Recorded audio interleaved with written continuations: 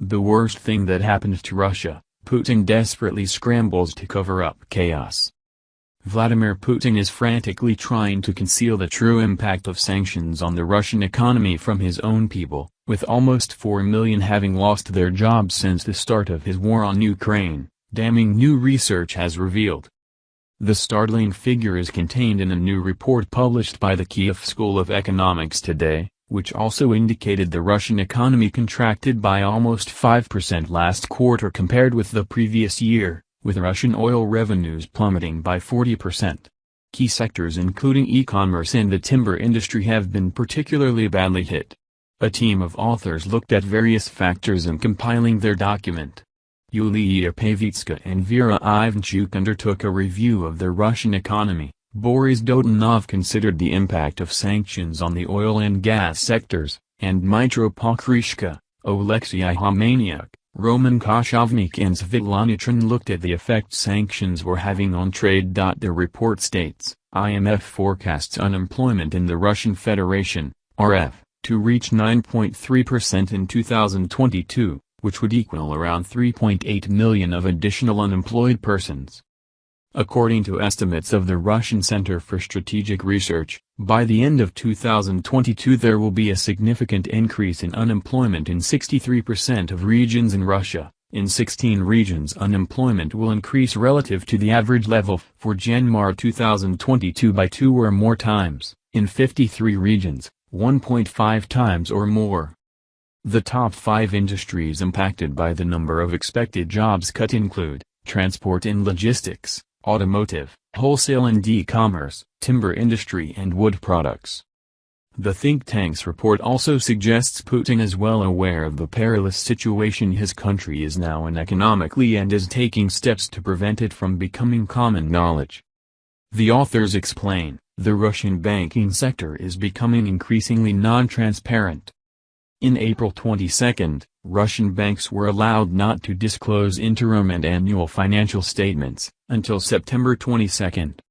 Also, CBR won't publish reports of banks until October 1, 2022, while the CBR has also stopped publishing the SPF's participant list. In addition, on May 1, Putin signed a law, forbidding banks to share banking secrecy with unfriendly countries.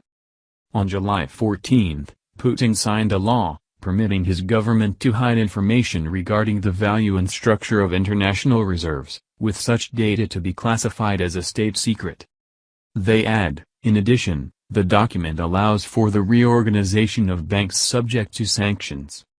Overall, Russia was pulling the plug on public spending programs totaling 1.6 trillion rubles, more than £21.5 billion. Between 2023 to 2025, the report suggested. At the same time, there was mounting evidence of a run on the banks, with the stock of deposits of individuals in the Russian bank system decreasing by 1.3 trillion rubles, almost £18 billion, or 3.8% in the first half of this year, and as of June equaled 32.9 trillion rubles, £450 billion. At the same time, the stock of loans provided to Russian citizens remained almost unchanged at roughly 25.5 trillion rubles, £350 billion.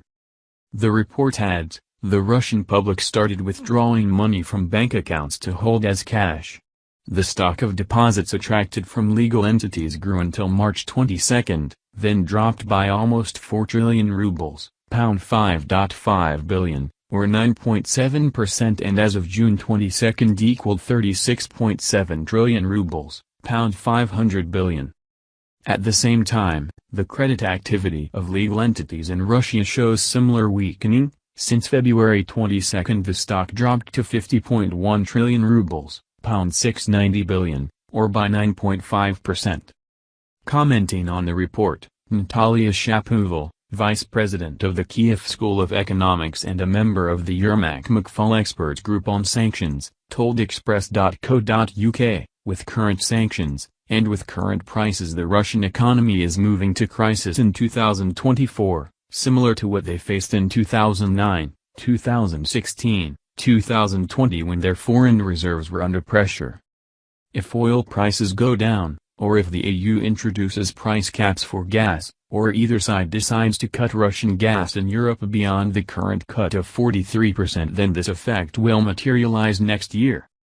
The Russian people and businesses are already facing decline in consumption with a 22% drop of imports, including important household appliances for people and critical technologies for production.